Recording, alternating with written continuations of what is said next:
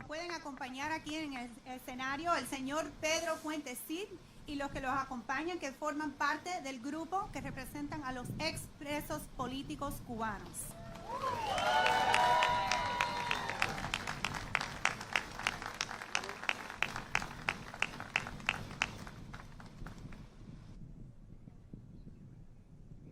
Yeah, my name is Pedro Fuentes Cid.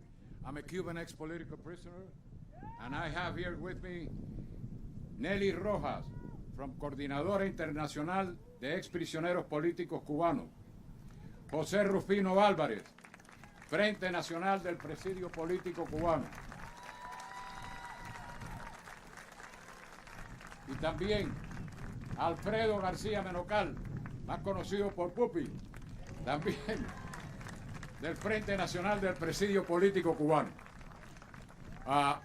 First, we want to thank Vice President Pence for allowing us to the honor of being here with you. We think that you were one of the wisest decisions that our very wise President Donald Trump had, and we really are very happy. And not only are we going to make America great again, America is great again because of you guys.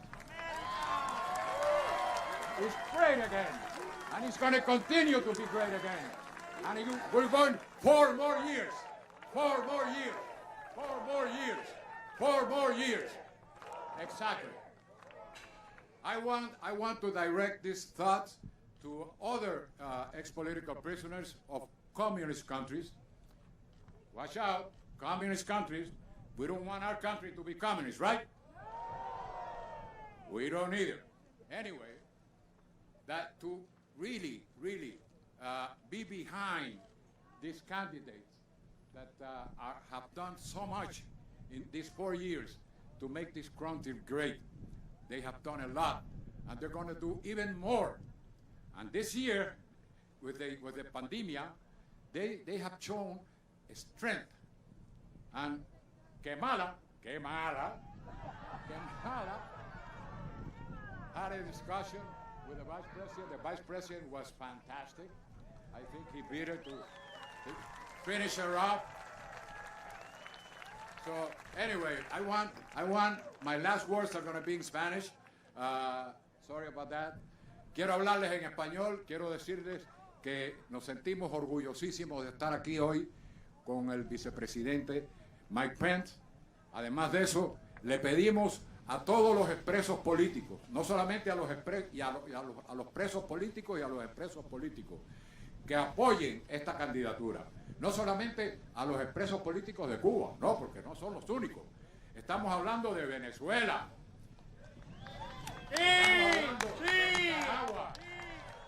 ¡América! Estamos hablando de América Latina, que se la quieren comer los comunistas, y no vamos a dejar que se la coman. Queremos además, hay muchos expresos políticos y presos políticos todavía en países de Europa que están sufriendo el comunismo. Hay muchas de sus familias que están viviendo aquí en Estados Unidos. A esos familiares de ellos les pedimos encarecidamente que voten por Trump Pence, Trump Pence, Trump Pence, por la candidatura de ellos, para que lleguen a la Casa Blanca, para que sigan en la Casa Blanca 4 años más, y lástima no sean más años todavía. Muchísimas gracias a todos. Para entregar al presidente Trump a través de él, pero tenemos que llevárnoslo ahora porque no podemos dejárselo aquí, pero de todas maneras es una carta de las organizaciones que yo les mencioné antes. Muchísimas gracias por todo. Ya lo digo. Le agradecemos mucho. Aquí está 16 años preso, 9 años preso, 6 años preso y yo 16 años preso. Me iban a fusilar y me echaron una condena de 60 años de prisión para ser bueno, de los cuales estuve 16 presos. Les agradezco muchísimo, muchísimo esa recepción que nos han dado. Gracias.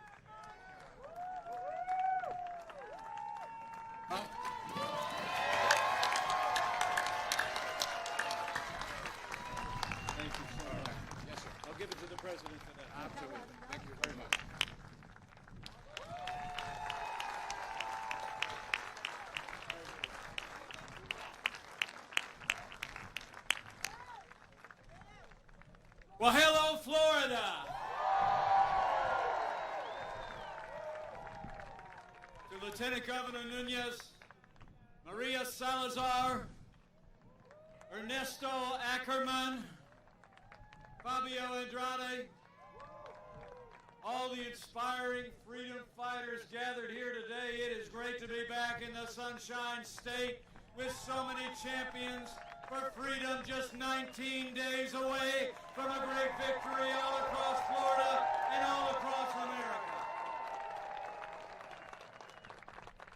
And standing here, near the hallowed grounds of Memorial Cubano, it is my great honor, on behalf of our president, to accept the endorsement of these extraordinary heroes of the Cuban exile community. I thank you so much. I thank you so much for the honor and for the support. But honestly, I'm here for one reason and one reason only. And that is that Florida and America need 4 more years of President Donald Trump in the White House. 4 años más.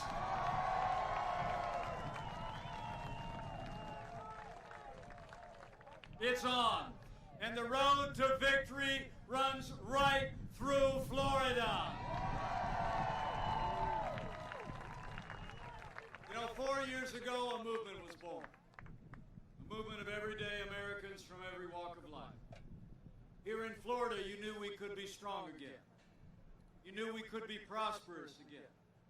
You said yes to President Donald Trump in 2016, and I know that Florida is going to say yes to Florida resident President Donald Trump in 2020.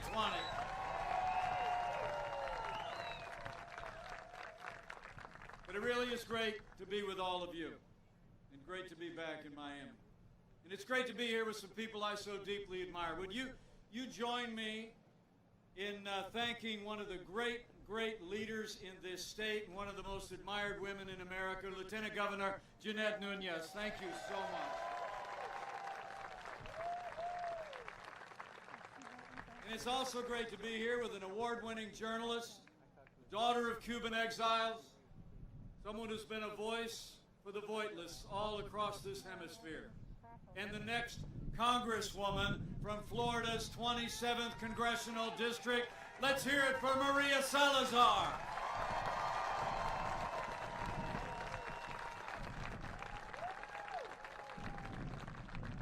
We need Maria in Washington, D.C. And while you're at it, we need you to send Mayor Carlos Jimenez and the great Mario Diaz-Balart to Washington, D.C. as well. So it really is great to be with all of you. The President will be in Miami before the day is over. So we are doubling up on South Florida. But it's been a busy time. Been traveling around the country. I was in Utah last week. We had a little debate with Kamala Harris.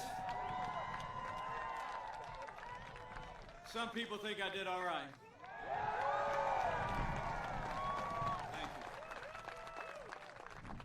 Let me be clear. That debate was not just a debate between two candidates for vice president. It was really a debate between two visions.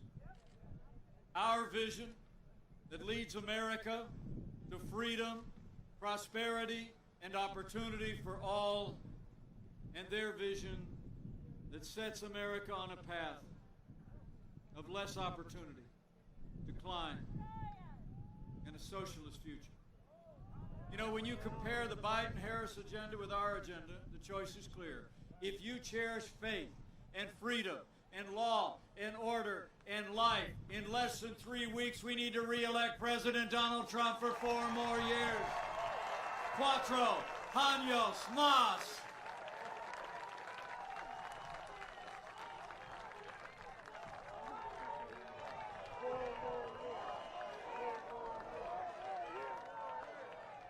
You know, it's amazing to think how far we've come in 4 years in our stand for freedom. It all begins with the defense of freedom. Providing for the national defense is the first order of our national government. And I have to tell you, as the proud father of a United States Marine and the father-in-law of a United States Navy pilot currently deployed,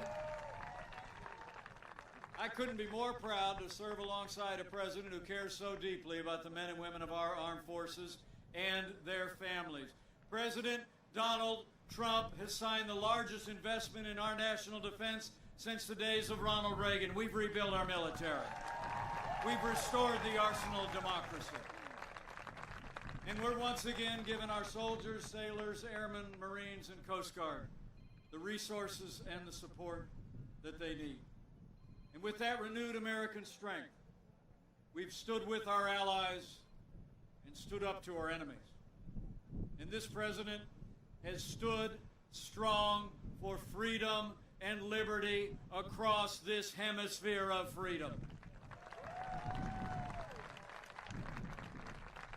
From early on, we've stood strong with the freedom-loving people of Colombia, with President Duque. And last month, when a great hero of freedom, former President Alvaro Uribe, was placed in house arrest, President Trump and our administration called on the Colombian judiciary to release this heroic champion of freedom. And earlier this week, we learned that President Uribe is free.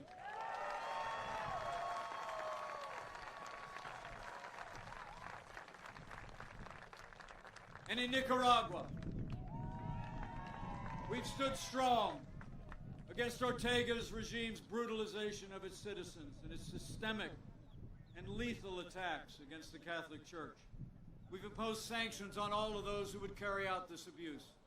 And I promise you, under President Donald Trump, we are going to continue to stand firm for free and fair elections in 2021 in Nicaragua.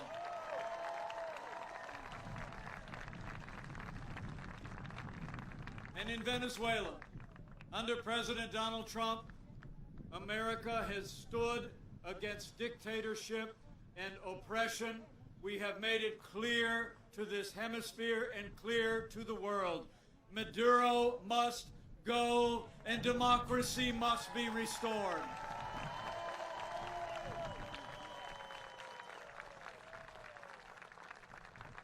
We've imposed sanctions on the dictator Maduro. We've deployed Navy and Coast Guard ships into the region to interdict in their narcotics traffic. And this past March, we indicted the dictator Maduro and his cronies for their narco-terrorism, corruption, and drug trafficking.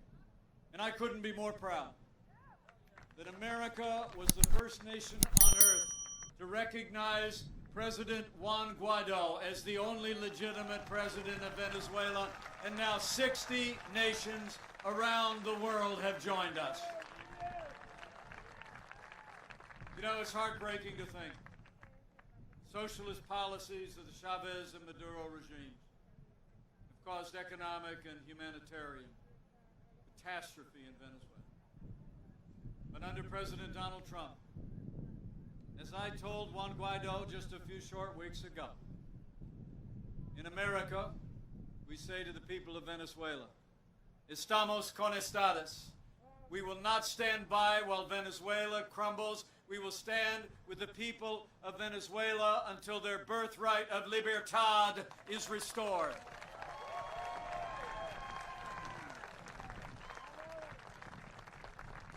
And here, so close to the hallowed ground of Memorial Cubano, erected to remember the victims of the communist regime in Havana, you all know that when Joe Biden was vice president, America appeased the Castro regime with concession after concession. The Obama-Biden administration actually returned a convicted murderer, Gerardo Hernandez, and other members of the regime's spy network back to Cuba. And when the last president visited Cuba, he literally stood hand in hand with Raul Castro. President Trump, he brought 8 years of appeasement to an end, and President Donald Trump will only stand hand in hand with you and all of those who cherished freedom in this country and in that beleaguered nation. Under this president's leadership, we've reversed the failed policies of the last administration. We've imposed sanctions. We've stood with political prisoners and stood for the human rights of the Cuban people. And as President Trump said just a few weeks ago, when he accepted for the second election in a row the endorsement of the Bay of Pigs Veterans Association, we will not lift sanctions until all political prisoners are freed, freedoms of assembly and expression are respected, and political parties are legalized with free elections for all the people of Cuba. Standing here in the shadow of Memorial Cubano, I promise you, 4 more years of President Donald Trump in the White House, it will always be Que viva Cuba Libre!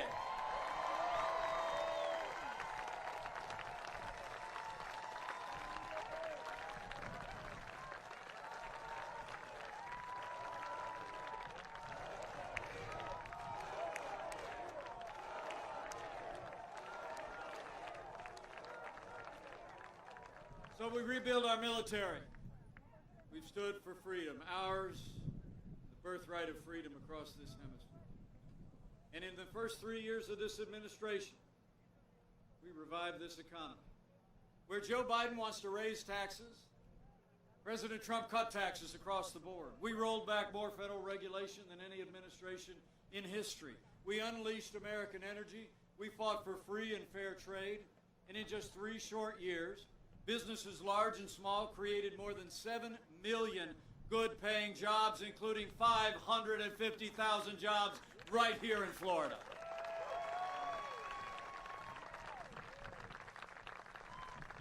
And Florida reached its lowest unemployment rate in history.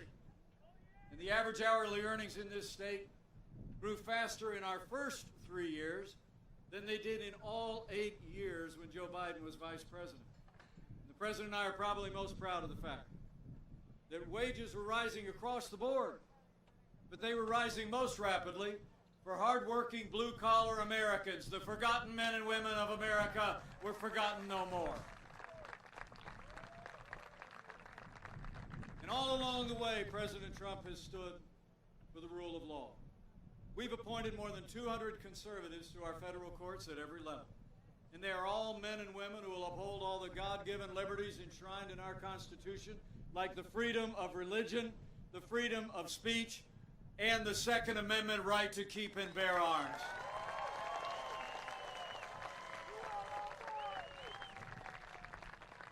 And let me just say, 230 judges strong, and pretty soon one more on the Supreme Court.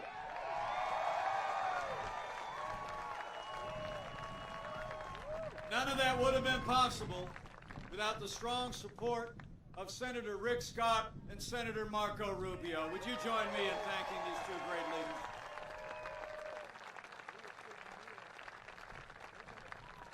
Now, last month, we paused as a nation to honor the life and service of Justice Ruth Bader Ginsburg. But when the memorials were over, President Trump fulfilled his duty under the Constitution.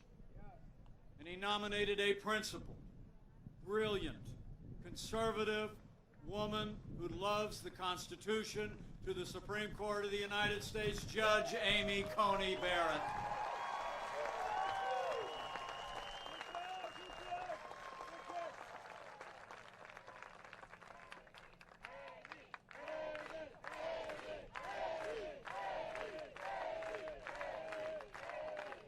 I'm going to tell her you all did that. I'll tell you what.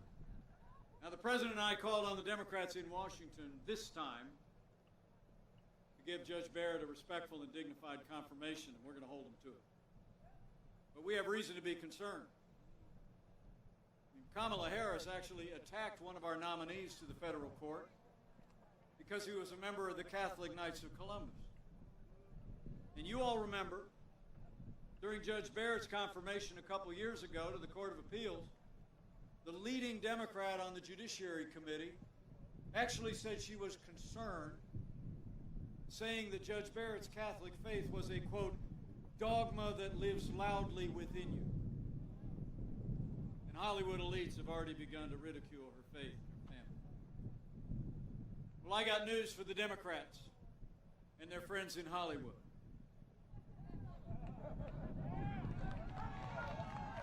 That dogma lives loudly in me. That dogma lives loudly in you. And the right to live and work and worship according to the dictates of our faith lives loudly in the Constitution of the United States of America.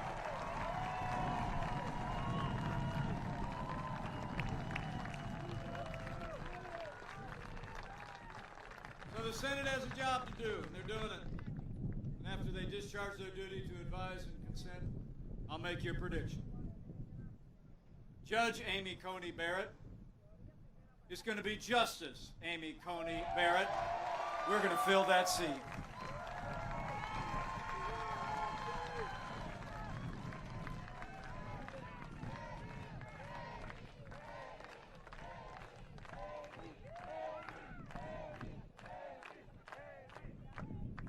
You know, an independent judiciary is a bulwark of freedom, as we reflect today so much on America's love and commitment to freedom. People gathered here and all across Florida deserve to know. After 150 years with 9 justices on the Supreme Court, leading Democrats in Washington are actually talking about packing the court. Joe Biden refused to answer the question during his presidential debate. And you might have seen Kamala Harris. Kamala Harris refused to answer my question during our debate. Although in the primaries, Kamala Harris said that she was, quote, absolutely open to packing the court. It's true. Last Friday, Joe Biden was actually asked if voters didn't deserve to know if he plans to pack the court, and he said, and I quote, no, they don't. Well, you know what? When you're running for the highest office in the land, the American people deserve to know whether you're going to respect the highest court in the land. It's time for Joe Biden and Kamala Harris and Debbie Mucarsel Powell to come clean. Give the people of this country a straight answer. You know, there's only one explanation why they won't answer the question. Joe Biden and Kamala Harris are going to pack the Supreme Court with liberal judges if they win. Make no mistake about it, though. Adding seats to the Supreme Court and filling them with leftist activist judges would be the biggest power grab in American history. But we're not going to let it happen. We're going to preserve an independent judiciary. We're going to uphold the Constitution of the United States. We're going to re-elect President Donald Trump for 4 more years.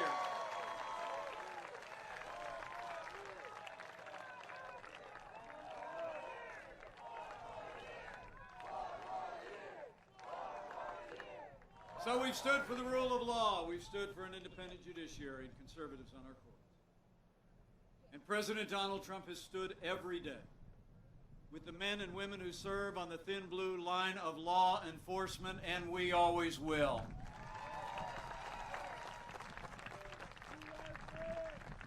Now, the President and I know the men and women who serve in law enforcement are some of the best people in this country. When I was growing up, my 3 brothers and I used to travel up to Chicago with Mom and Dad to visit their families. Dad's younger brother, still living at home, would come out in the morning wearing that Chicago Police Department uniform, sidearms strapped to him. My 3 brothers and I would just look up in awe. You know, all of my heroes wear uniforms.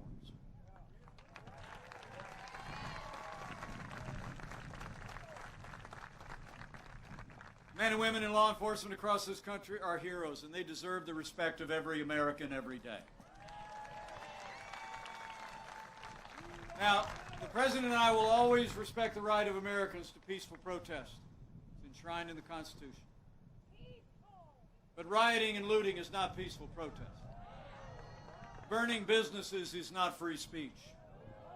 Violence against innocent civilians, the destruction of property, or violence against law enforcement will not be tolerated, and those who do it will be prosecuted to the fullest extent of the law.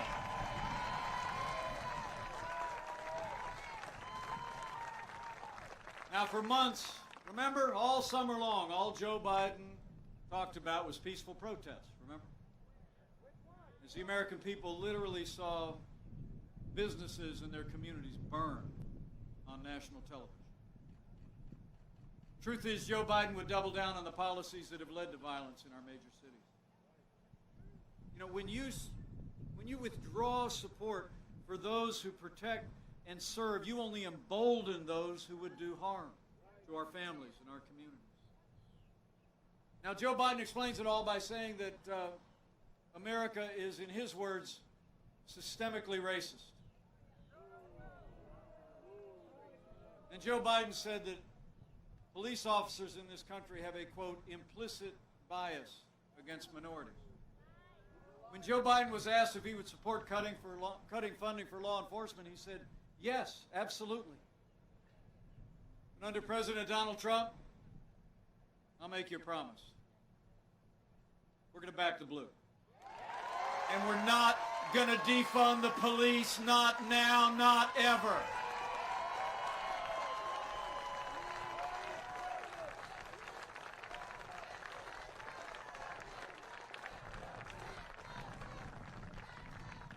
You know, you and I know that we don't have to choose between supporting law enforcement and supporting our African American neighbors or any minorities that live within our city.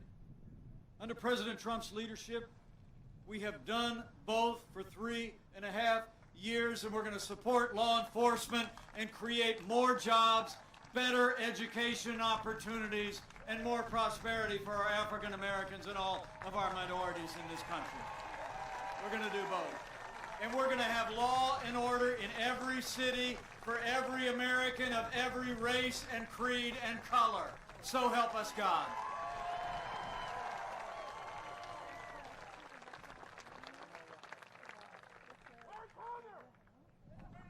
So we've stood for the rule of law. We stood for law and order. And from the first day of this administration, this president's also stood strong for the right of every American to live, to work, to worship according to the dictates of your conscience and your faith. You know, when Joe Biden was vice president, we saw a steady assault on the religious freedom of the American people. It's true.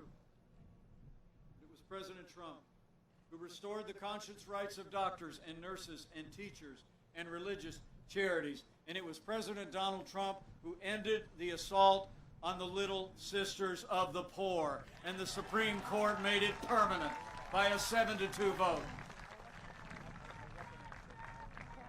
Now, Joe Biden has actually said that he intends to haul those nuns back into federal court.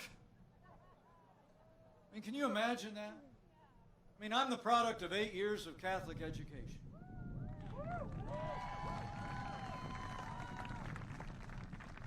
My love and my respect for nuns is boundless.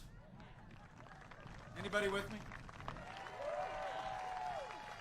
So here you have the Little Sisters of the Poor who've taken a vow of poverty to dedicate their lives to helping the underserved community. And in the Obama-Biden administration, they hauled them into federal court to force them to compromise their faith. And Joe Biden actually pledged, after the Supreme Court's ruling, to do it again. But we're not going to let it happen. We're going to re-elect President Donald Trump because people of faith have no greater champion than President Donald Trump.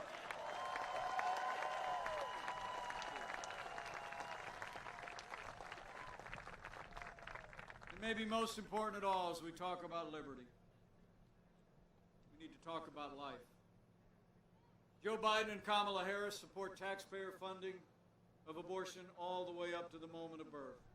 They want to increase funding to the largest abortion provider in America and provide taxpayer funding to promote and provide abortion around the world.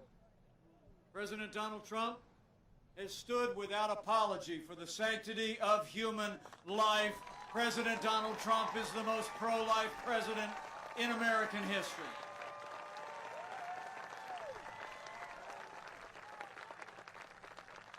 So we've rebuilt our military, revived our economy, stood for law and order, liberties, and life.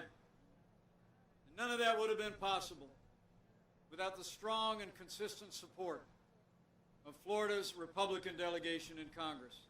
That's why right after you re-elect President Donald Trump for 4 more years, we need Florida to send Maria Salazar, Mayor Carlos Jimenez, Mario Diaz-Balart to a new Republican majority in the House of Representatives and retire Nancy Pelosi once and for all.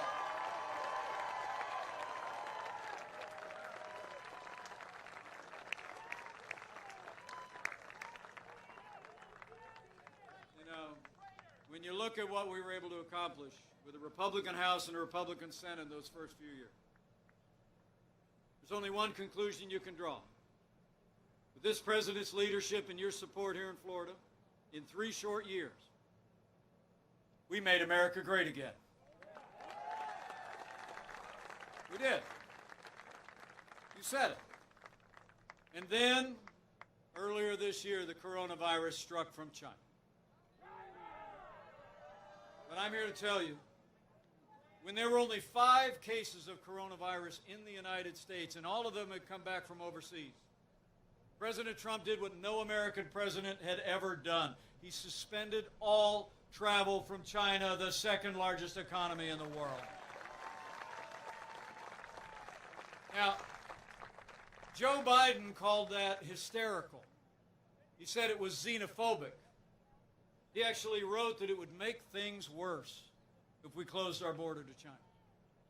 But I can tell you, as the head of the White House Coronavirus Task Force, President Trump's actions saved untold American lives, and it bought us time to stand up the greatest national mobilization since World War II. It's true. We reinvented testing.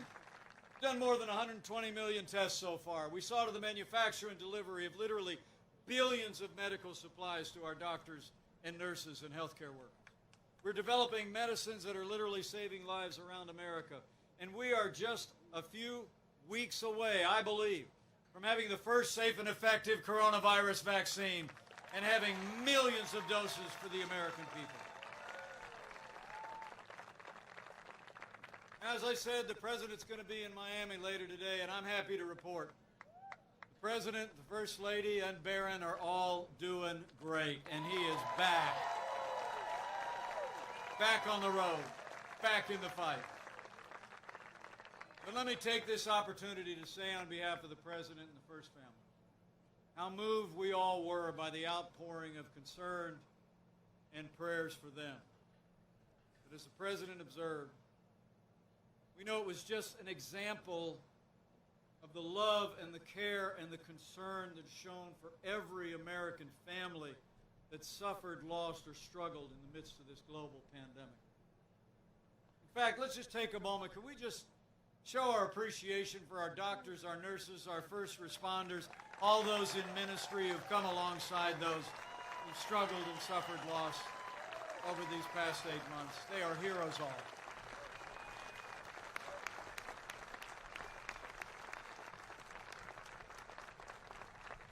Heroes all. So we're making sure our doctors and nurses have everything they need. The American people have the counsel to slow the spread, just like you all did here in Florida this summer. We're going to protect the vulnerable. We're going to save lives.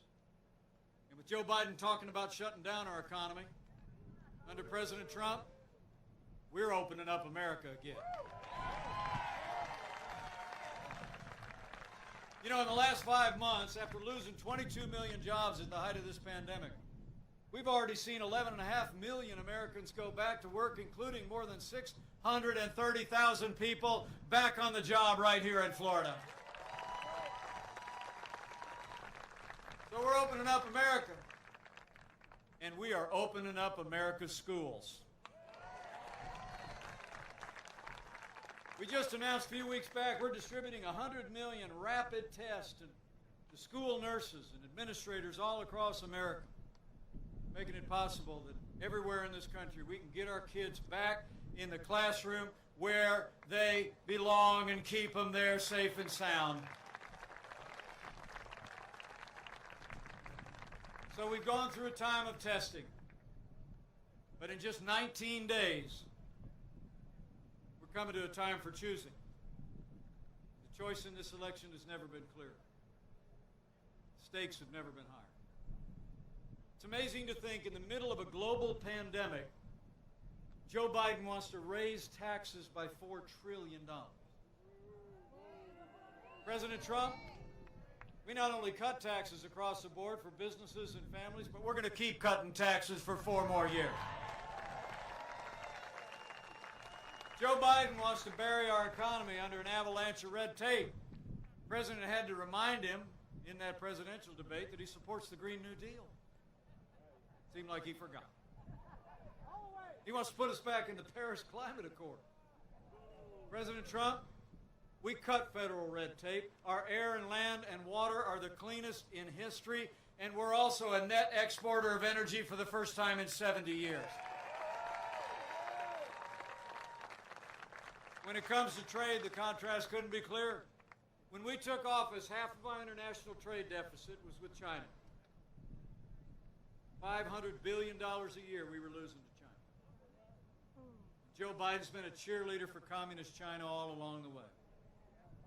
President Trump, he put China on notice.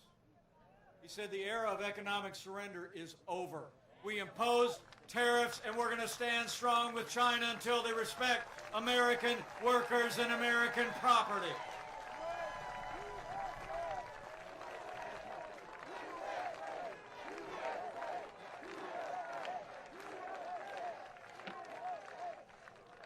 And you all remember NAFTA, signed in 1995. Where I come from, up in the heartland, we literally saw entire communities shuttered as factories closed. Jobs moved south of the border and overseas. It's true. 60,000 factories were closed in all the years since NAFTA. And the last administration was about to give up on manufacturing, remember? They said, "What magic wand do you have?" Well, we didn't need a magic wand. We just needed President Donald Trump in the White House. NAFTA is gone. The USMCA is here to stay, and it's a win for Florida. It's a win for Florida workers and Florida agriculture. Amazing. You know, the people of Florida deserve to know that Joe Biden's running mate, Kamala Harris, actually was one of only 10 senators to vote against the USMCA, even though it was a huge win for agriculture in this state, a huge win for manufacturing. Kamala Harris said the USMCA didn't go far enough on climate change. She actually put her radical environmental agenda ahead of American jobs and Florida jobs. And I promise you, with 4 more years of President Donald Trump, we're always going to put American jobs and American workers first.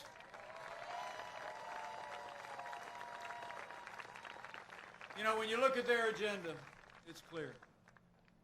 Joe Biden would be nothing more than a Trojan horse for the radical left. It's true. Now, Joe Biden says that democracy is on the ballot, whatever that means. But I think our economic recovery is on the ballot. Law and order are on the ballot. But I think all the freedom-loving people gathered here and your families know that there are things much more foundational and much more fundamental that are on the ballot. You know, in this election, I think it's not going to be so much whether America ends up more Republican or more Democrat, more conservative or more liberal, more red or more blue. I think the choice in this election is whether America remains America.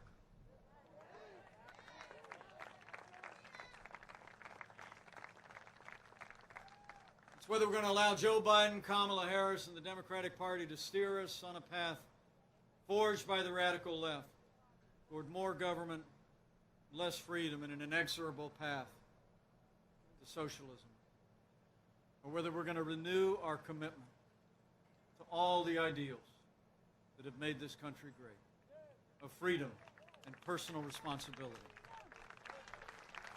You know, it's a choice so many families in this community understand better than most Americans. Many of your families, generations past, actually fled tyrannies, like communist Cuba, socialist Venezuela, to come to this land of freedom. You've heard tell, and some of you have seen, the aftermath of the empty lies of those who would promise a free lunch, who would advance more government and less freedom. You've seen the end of the road where the leftists want to take us in America.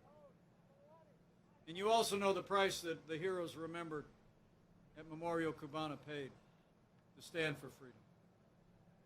It's humbling for me to stand here today with this grand memorial behind me, to think of heroes like Carlos Costa and Mario de la Pena.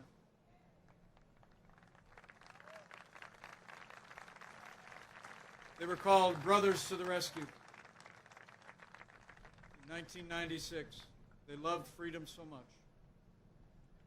They flew missions, attempting to locate Cuban refugees who were trying to escape communist tyranny of Castro, so they could drop relief supplies on them and radio their position to the Coast Guard.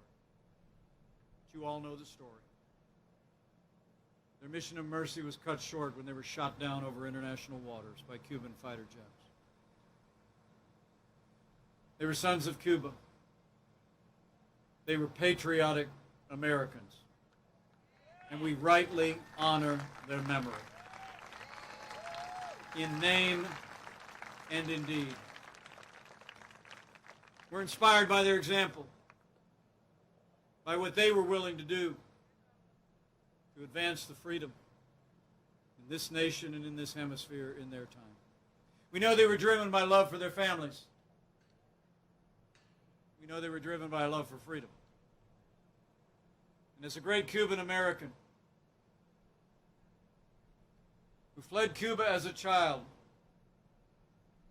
said at the Republican National Convention, and I quote, Maximo said, right now it's up to us to decide our fate and to choose freedom over oppression. He said, rightly, you and I will decide. But then he said, here's what I've decided. He said, I choose President Trump because I choose America. I choose President Trump because I choose freedom. So for our freedom and for our future, we need to decide right here and right now that Joe Biden will never be president of the United States. We're going to re-elect President Donald Trump for 4 more years.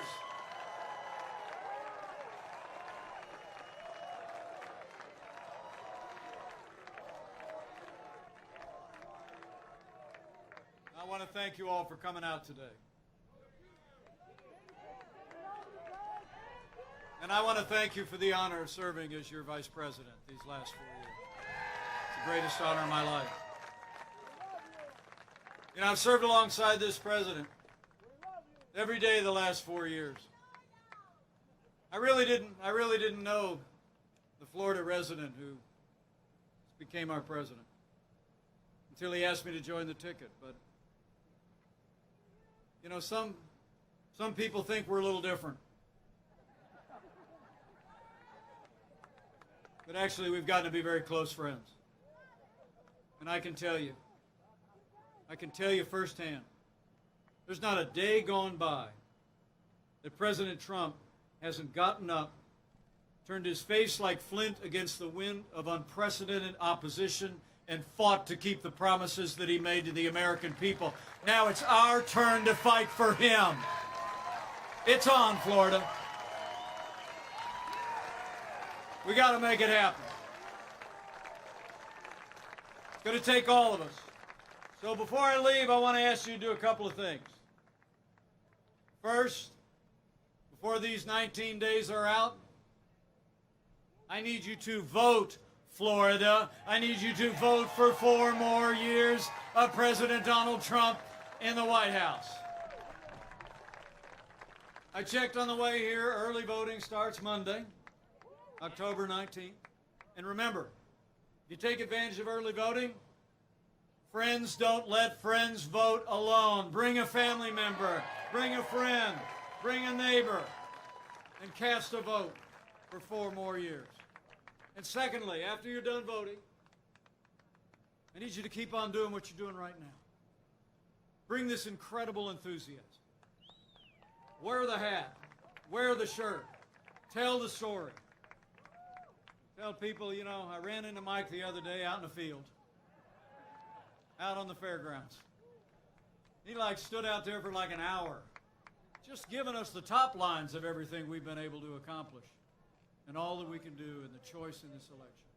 I want you to talk to your neighbors and friends at work, at worship, every day. And when you do it, I encourage you to have faith. Have faith in the American people. You know, I really do believe that a careful study of American history proves that every time the American people have been given a clear choice between a future built on freedom and a future built on less freedom, they choose freedom every single time. So go tell your neighbors and friends that freedom's on the ballot on November the 3rd. And lastly, I'd encourage you to have that other kind of faith as well. You know, at the end of the vice presidential debate, I got a question from a little girl. She said that when she was watching television, it seemed like people were arguing all the time. She wondered how we could bring our country back together. But as I've traveled across this country these last 4 years, I've become convinced that there will always be more that unites us in these United States than could ever divide us. And chief among those things is faith. It's true. And so if you're of a mind to bow the head and bend the knee in the next 19 days, I encourage you to do that too. And when you pray, pray with confidence. Mindful of those ancient words, that if his people who are called by his name will humble themselves and pray and turn, he'll do like he's always done in the long and storied history of this nation. He'll hear from heaven, and he'll heal this land. This one nation, under God, indivisible, with liberty and justice for all. So pray for America. Pray for all of the American people. It'll make a difference.